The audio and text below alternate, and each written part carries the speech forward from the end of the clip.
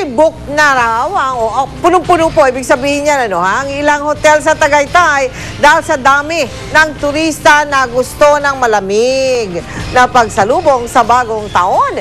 Nakatutok doon live si Lia Manyala. Mel, napakalamig ngayon dito sa Tagaytay. Nasa 20 degrees Celsius nga ang temperatura dito ngayon at katunayan ay umaambon na. Pero kahit na giniginaw ang ating mga kababayan ay namasyal pa rin sila dito.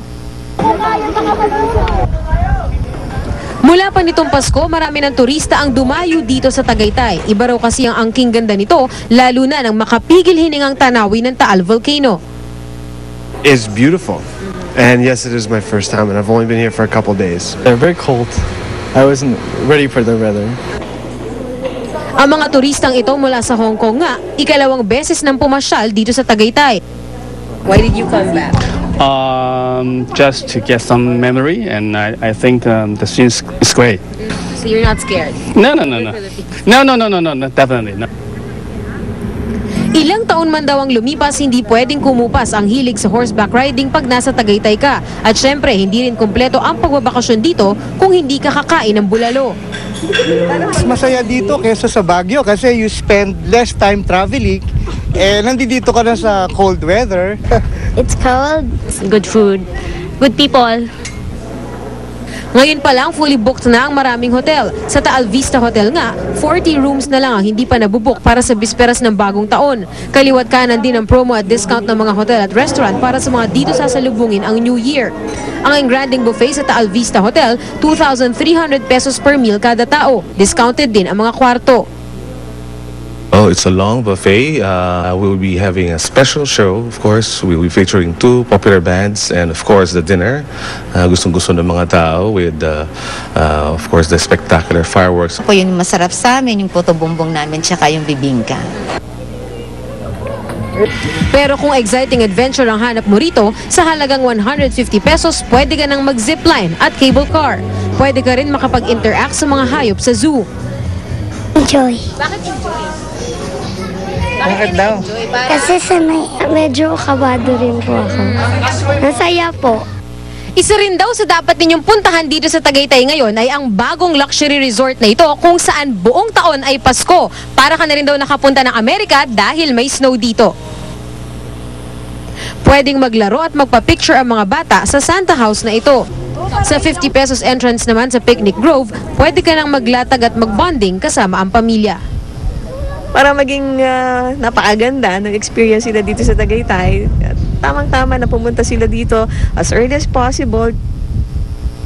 Mel, dahil may firecrackers ban dito sa Tagaytay, ay wag na po kayo magdala rito ng mga paputok kung dito kayo sasalubong ng bagong taon. Ang pwede lamang po dito ay fountain, luces at mga aerial fireworks. Kaya kung pupunta kayo dito, manood na lang kayo ng mga fireworks display ng mga hotel at restaurant. Mel? Maraming salamat sa iyo, Lia Manyala.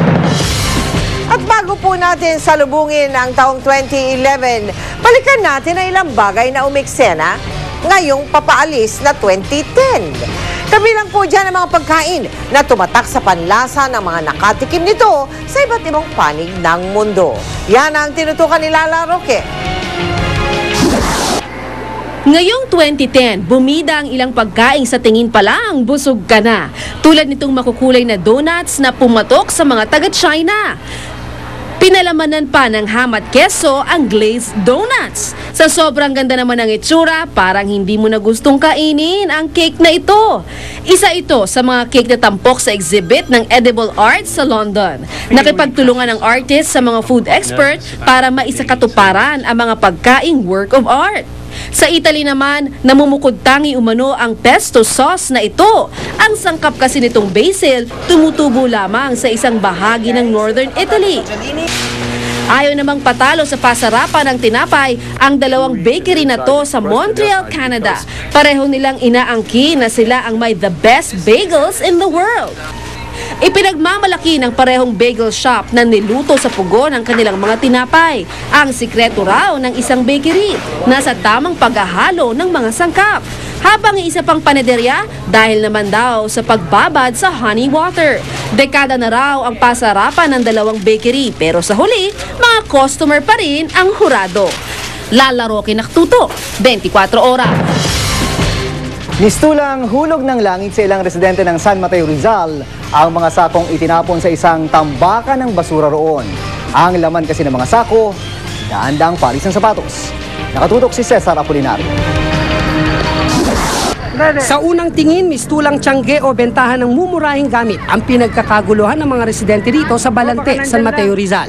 Pero tambakan pala ng basura at mga patapong gamit. Isang sasakyan daw ang pumarada rito nitong linggo at nagbagsak ng 5 sako.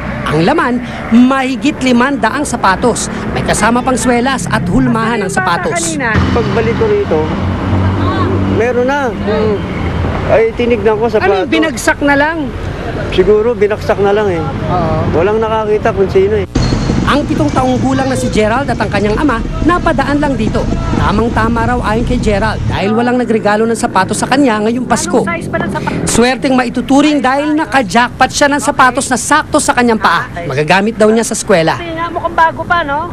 Halos maluhanga ang kanyang ama nang makita si Gerald habang nagsusukat. Sa loob daw kasi ng 1 taon, lumang sapatos ang gamit ng anak sa eskwela. Nasukat na yan, tamang-tama, pero magagamit na yan ng pag-aaral. Malaking tulong, no? Malaking tulong yan. Yung sapatos niya luma na, no? Medyo luma na yan. Si Mang Gregorio nakatsamba ng 4 na sapatos. Tsinelas lang daw kasi ang gamit niyang pangtrabaho. Ayun, nakuha mo kanina? 3 pares ng sapatos, pang-4 to, pang-trabaho. Okay. Malaking bagay sa akin yun kasi hindi na ako bibili. Pasko pa, di ba? Pasko pa, parang...